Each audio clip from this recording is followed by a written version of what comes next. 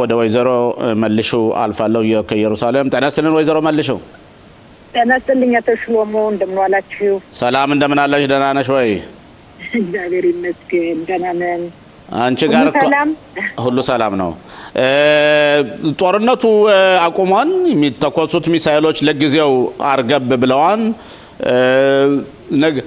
ነገ ምሽት የሙታን ማስታወሻ ጊዜ ሰዓት ይጀመራል ማክሰኞ ሙሉ ቀን እነሱን ስናስታውስ እንውላለን ሮብ ደግሞ ያው የነጻነት ቀናችን ነው ስናከብር የምንውለው ግን ያ ወደዛ ጥያቄዎችን ከመጠየቅ በፊት እስቲ ስለ ጦርነቱ ማቆም ያንቺና አካባቢ ያላችሁ ሰዎች የተሰማችሁን ስሜት እስቲ ንገሪ መጀመሪያ እሺ እንግዲህ ያው ጦርነቱ ያቆመ እስከ መጨረሻ ያቆመ አይመስለንም ግን አሁን ደግሞ ይቺ እረፍት የተቀበልናት ደግሞ በጣም ደስ ብሎናል አሁን ራሱ መሃል ከተማ ላይ ኢየሩሳሌም ላይ ነው የምገኘው ሰው ምንም አይነት ጦርነት ያስተናገደ አይመስልም ነገር እንዳለው እንደነበረው ነው የሚከናወነው ቢቀጥልልን ደስ ይለናል አፍሳካቴሹ ካልሆነና ደግሞ ወደ ጦርነት ከተመለስን ደግሞ ለዛ ደግሞ ብቆት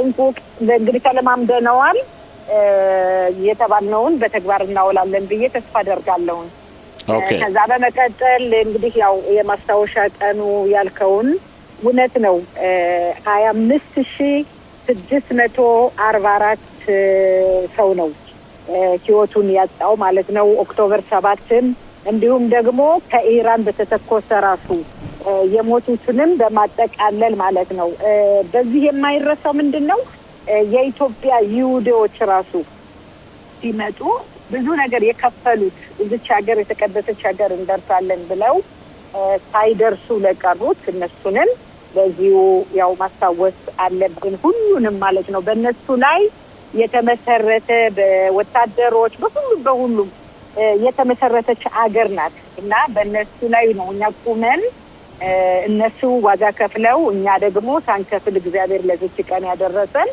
ነፍሳቸውን ይማር በጣም እኔ በራሴ በኩል ከዚህ ህብረተሰብ ከዚህ ዘር መፈጠሬ ሁሌ ጧትና ማታ እግዚአብሔርን አመሰግነዋለሁ መልሾ እዚህ ላይ በተለይ ሙታንን ማስታወሻ በመናስታውስበት ጊዜ በተለይ በ7 ቀን 10ኛ ወር 23 ዓመተ ምህረት ከዛን ጊዜ በኋላ በተደረገው ጦርነትም ከዛም በፊት የነበሩት እኛ ከኢትዮጵያ አብራክ የወጡት ወንድሞቻችን ቁጥር ፕሮፖርሽናሊ ስናየው የሞቱት በጣም ብዙ ነው እና ይህን የሚያሳየው ምንድነው የኛን ማህበረሰብ ብዙ ጊዜ ዘረኝነት አለ ችግር አለ ኢትዮጵያ የቀሩትን ዘመዶቻችን የእስራኤል ሀገር መንግስት መድሎ ያረገ ያመጣልን አልፈልግም ይያልን ሁሉ ጊዜ ኮምፕሌን እናደርጋለን ግን በጦር ሜዳ ላይ ግን የኛ ወጣቶች የኛ ጀግኖች የሚያደርጉት ተጋድሎና መስዋዕትነት ይሄ ነው አይባልም እና ይሄ እንዴት ነው የምታዩ በአንድ በኩል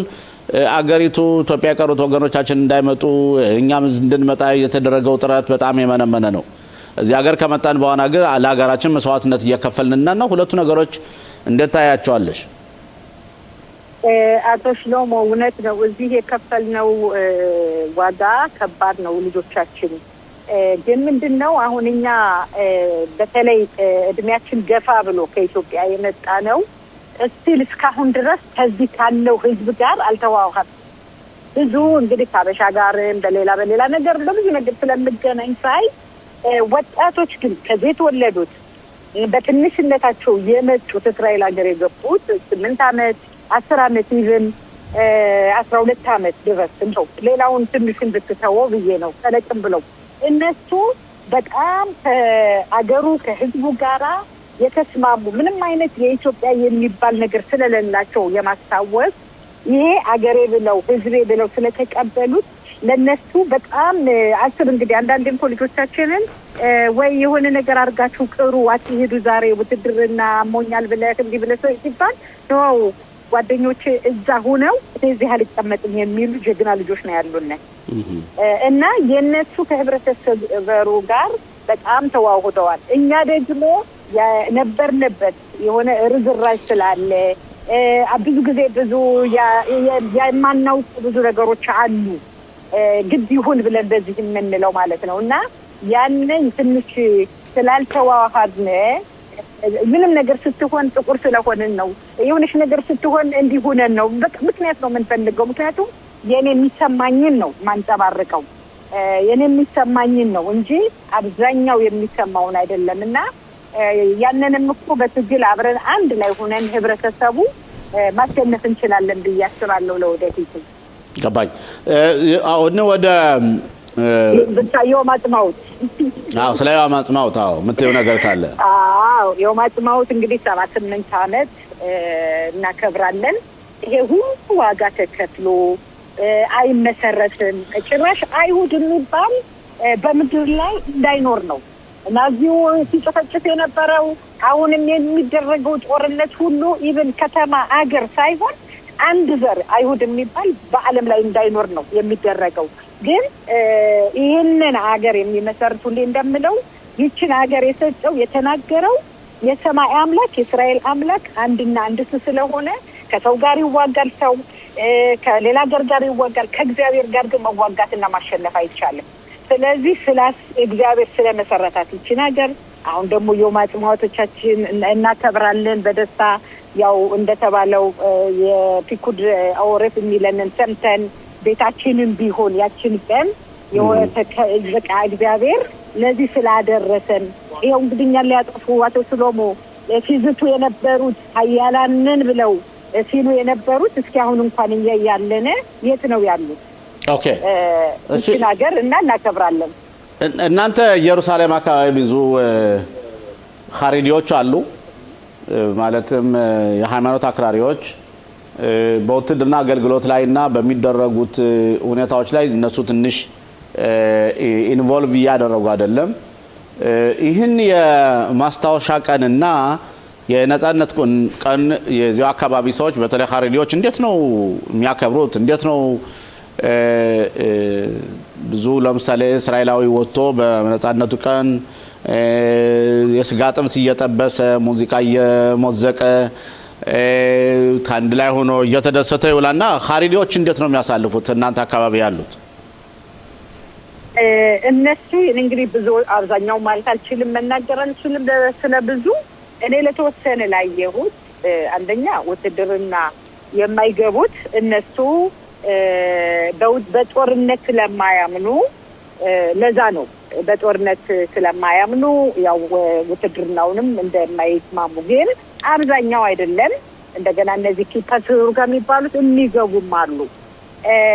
ያ ሰፋ ያለ ውይይት ነው። አሁን የውም አጽማውቱንም እንደዚሁ ብዙዎቹ እንደማያከብሩ ነው ያንን ነገር ያው ምክንያቱም እነሱ በእግዚአብሔር ብቻ ስለሆነ የሚያምኑት ይሄንን ነገር ብዙ አይቀበሉትም፣ ብዙ አያከብሩትም። ሌላው ህብረተሰብ ግን ይሄንን ነገር በስነ ስርዓቱ ተቀብሎ በስነ ስርዓቱ ተደስቶ ብዙዎቹ ያከብራሉ። በተለይ ጋና ፓሞን፣ ጋንሳከር፣ ካየሌት፣ አርሞና ናጺብ በጣም በጠዋቱ ካልወጣት በስተቀር ቦታ አታገኝም።